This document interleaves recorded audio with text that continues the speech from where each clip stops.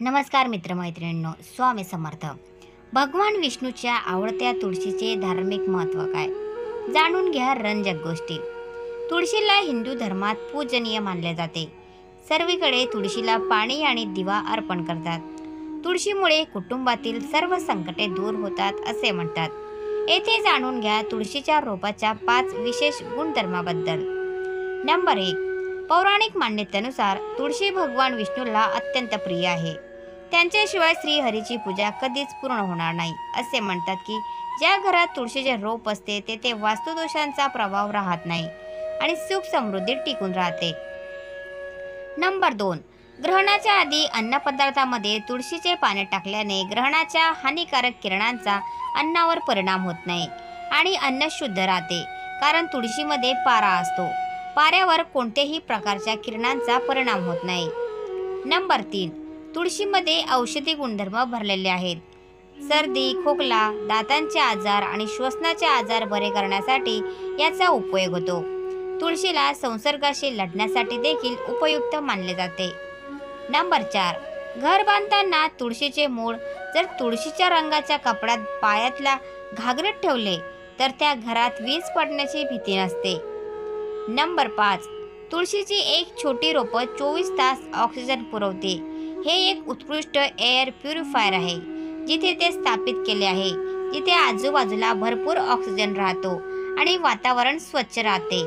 असे म्हणतात की जर एखाद्या व्यक्तीने या वनस्पतीची नियमित सेवा केली तर त्याला त्वचेचे आजार कधीच होत नाही. अजून आपण हिंदू धर्मात तुळशीचे महत्त्व आणि उपयोग बघणार आहोत. तुळशीचे विविध प्रकार बघायला मिळतात, जसे कृष्ण तुळस, लक्ष्मी तुळस, राम तुळस, भू तुळस, नीळ तुळस, श्वेत तुळस, रक्त तुळस, वन तुळस, ज्ञान तुळस इतर. तर जाणून घ्या हिंदू धर्मात तुळशीचे महत्त्व काय आहे ते. नंबर 1. प्रभू विष्णूंना सर्वात प्रिय आहे तुळशीचं पान. देवाला नैवेद्य दाखवताना किंवा त्यांना जल अर्पित करताना त्यात एक तुळशीचं पान ठेवणे आवश्यक असतं. नंबर 2.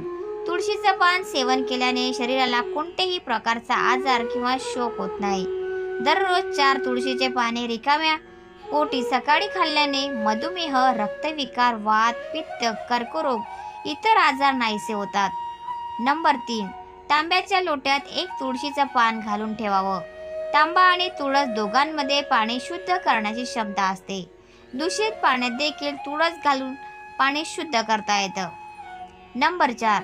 तुळशीसमोर आसन घालून काही वेळ व्यतीत केल्याने श्वास आणि अस्थमा सारख्या आजारांपासून मुक्ती मिळते. नंबर 5. वास्तुदोष दूर करण्यासाठी तुळस अग्निकोण ते वायवकोण यामधील रिकाम्या स्थानी लावणे योग्य ठरेल. तेथे जमीन नसल्यास कुंड्यात देखील तुळस लावता येईल. नंबर 6.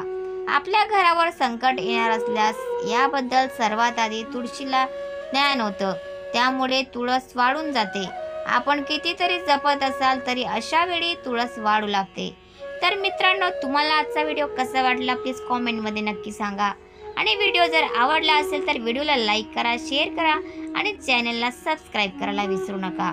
धन्यवाद. Thanks for watching.